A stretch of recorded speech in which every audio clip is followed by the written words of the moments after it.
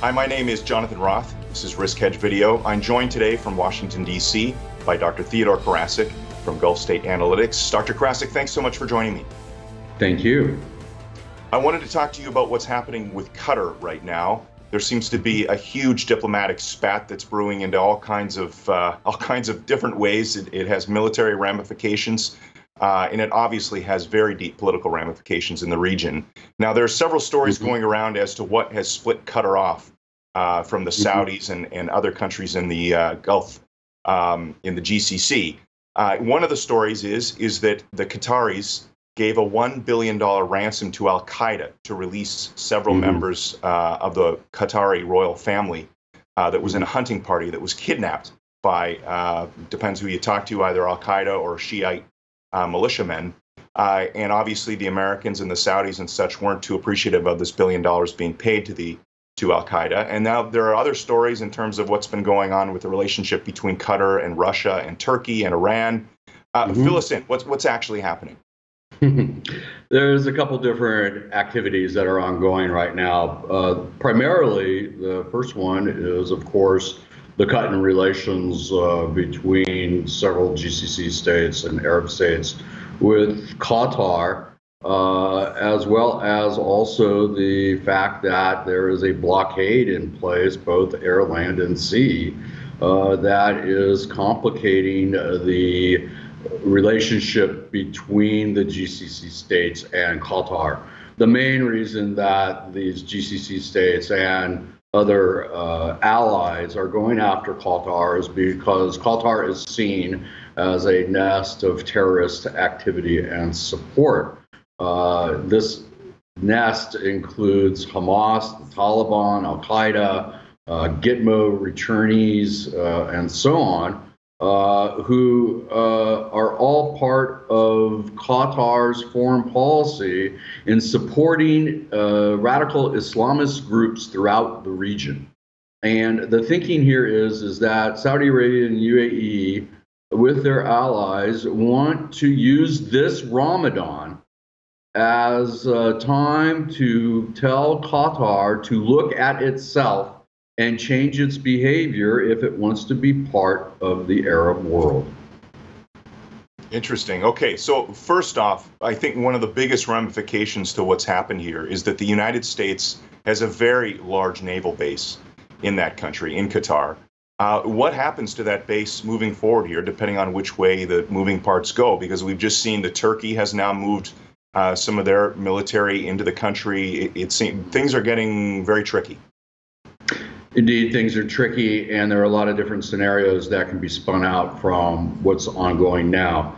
When it comes to the airbase and other activity in Qatar by the U.S. military, it needs to be remembered that this airbase and the operations of the airbase can be transferred to another country, specifically to the United Arab Emirates, where the operations that support Operation Inherent Resolve and other operations within the region can be conducted from the CAOC, the Air Traffic Control Center that is located there. This is a pressure point upon Qatar by certain members of the American administration and also other groups within DC who want to put pressure on Qatar to take this base away from this country and move it to somewhere else in order to show that the U.S. does not support Qatar's activity in supporting terrorist groups. Okay, well, let's get down to brass tacks then. How exactly? Give me some examples of how they've been supporting terrorist groups over the last several years. Certainly.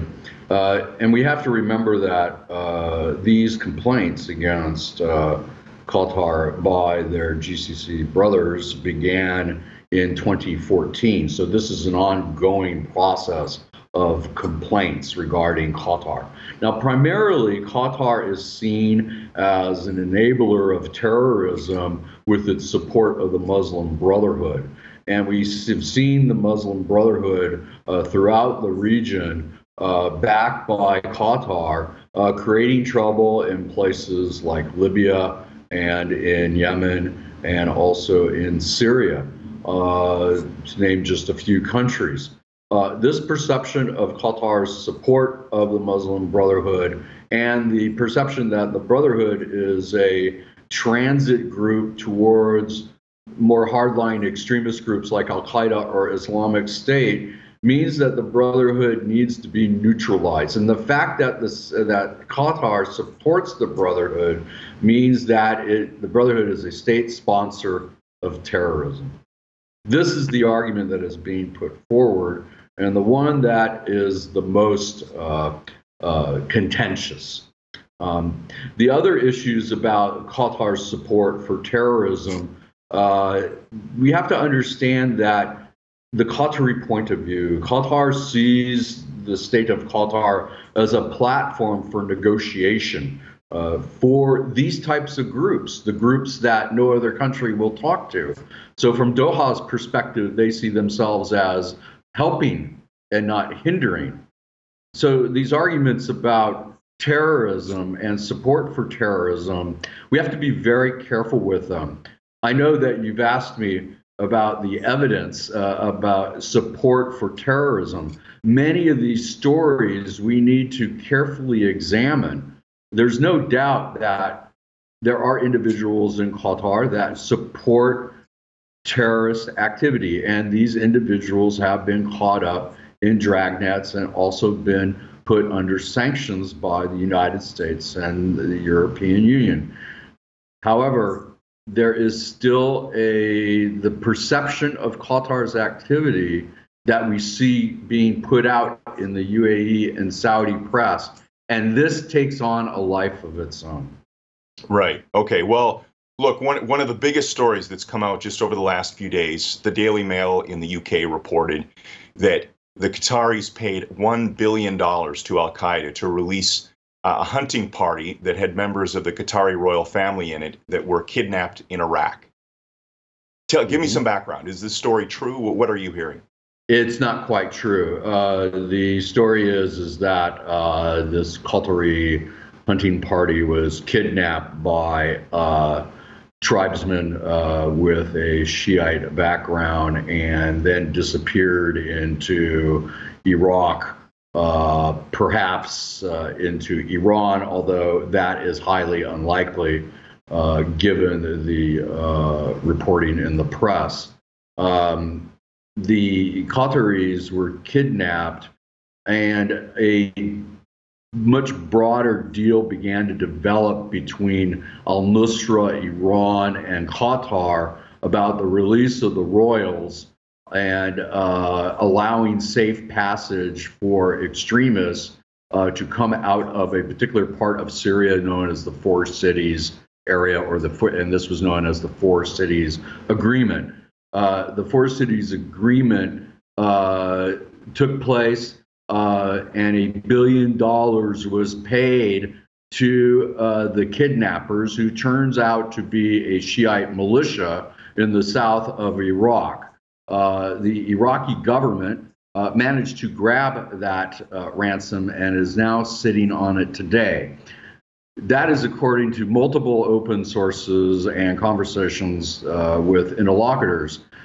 So we need to be very careful what we're reading in the press, because there is a very intense information campaign ongoing, being conducted through various press agencies in the US, but also through Saudi Arabia and Emirati press agencies, and the coverage and the arguments are relentless. And this has been ongoing for almost 2 weeks. Yes, they certainly are. Okay, well, let's drop the spin then. Give me your take on where this is going. What might this situation look like within a week or two? There are three scenarios. The first, of course, is that this confrontation through rhetoric and blockade will continue. And we already know that the Qataris are standing up to the accusations and are not going to capitulate. They may capitulate a little bit more later, but that depends on the internal dynamics within Doha, because within Doha, you have a number of different families who make up the leadership, and these families need to come to an agreement on what their next steps are. By the way, I think it's important to remember that Qatar has been preparing for this day or this episode since 2014, when this last happened. They've had 3 years to prepare for an actual blockade. Now they're implementing these plans. What are those plans? Well, those plans appear to be to rely on Turkey, Russia, and Iran for food supplies and other necessities as these three countries come to Qatar's backing.